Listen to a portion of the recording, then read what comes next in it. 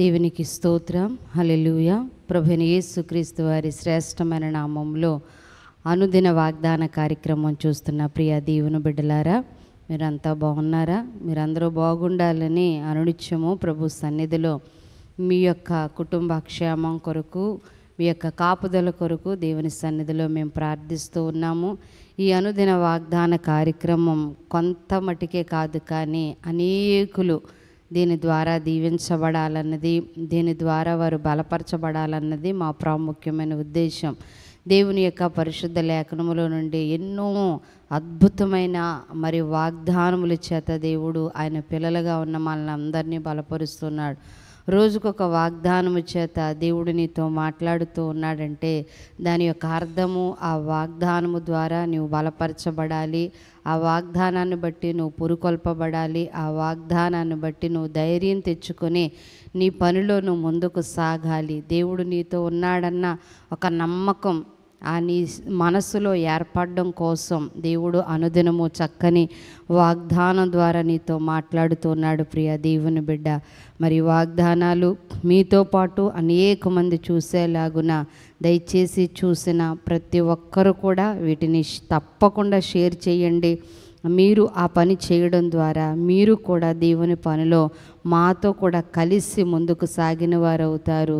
దేవుని పరిచర్యలో మరి పాలిభాగస్తులుగా ఉన్నవారు అవుతారు. దేవుడు మిమ్మల్ని దీవించునుగాక. మరి ఈరోజు కూడా దేవుని యొక్క వాగ్దానం మనం జ్ఞాపకం చేసుకుందాం. కీర్తనలు 121:3 మనం చదువుకుందామండి. ఆయన నీ పాదములను తొట్టిల్లనియ్యడు, నిన్ను కాపాడువాడు కునుకడు. దేవునికి స్తోత్రం. ఆయన అంటూ ఉన్నాడు, ఆయన నీ పాదాలు తొట్టిల్లనివ్వడు, నిన్ను కాపాడువాడు కునుకడు, నిద్రపోడు. ప్రియ దేవుని బిడ్డలారా, ఆయన నిన్ను కాపాడే క్రమములో ఆయన ఎంతగా నిన్ను కాపాడుతాడు అన్న విషయాన్ని ఈ మాటలో నుంచి మనం అర్థం చేసుకోగలమండి. మనము దేవుని యొక్క మందిరంలో దేవుని వాక్యం వింటూ నిద్రపోయేవారు కొంతమంది ఉంటారు, దేవునికి ప్రార్థన చేస్తూ నిద్రపోయేవారు ఉంటారు, దేవుని విడిచి నిద్రమత్తులో తమ సమయాన్ని గడిపేవారు ఎక్కువగా ఉంటూ ఉంటారు. మనం చూస్తూ ఉంటాం.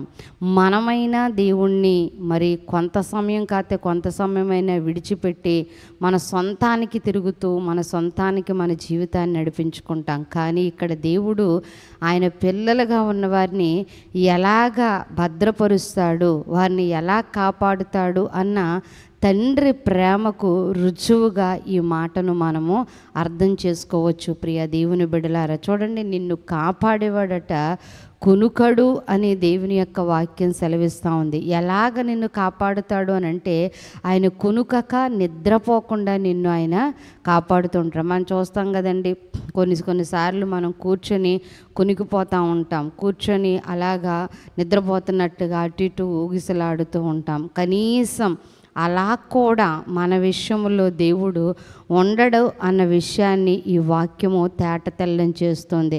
అంతగా దేవుడు నిన్ను కాపాడుతూ ఉన్నాడని ఆయన వాగ్దానం చేస్తున్నాడు. కనుక ఏ విషయంలో భయపడకుండా, చింతించకుండా, దిగులు పడకుండా, ఏ విషయంలో బలహీనమైన ఆలోచనలు నీ మనసులోనికి రానివ్వకుండా, నా దేవుడు కునుకక నన్ను నిద్రపోక కాపాడుతూ ఉన్న దేవుడిని నేను కలిగి ఉన్నాను, అందును బట్టి నేను ఎంతో ధన్యుణ్ణి అని అనుకొని ఆయన్ని ఆనుకొని ముందుకు సాగు. ప్రియ దేవుని బిడ్డ, తప్పక దేవుడు నిన్ను అటు రీతిగా కాపాడునుగాక. ప్రార్థన చేసుకుందాం.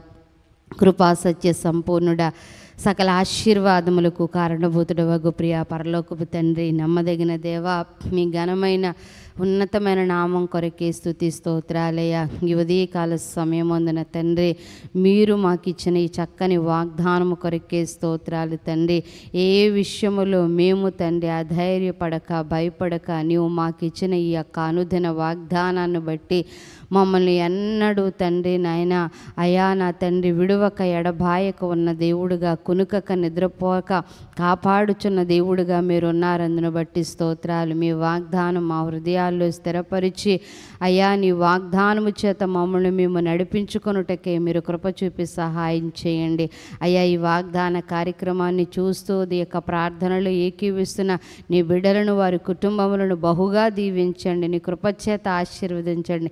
కావలసిన ప్రతి ఆశీర్వాదాన్ని అనుగ్రహించి దినదీవులతో నింపి నడిపించమని యేసు నామములో ప్రార్థిస్తున్నాము తండ్రి, ఆమేన్. దేవునికి స్తోత్రం. దేవుడు మిమ్మల్ని దీవించి ఆశీర్వదించునుగాక. ఆమేన్.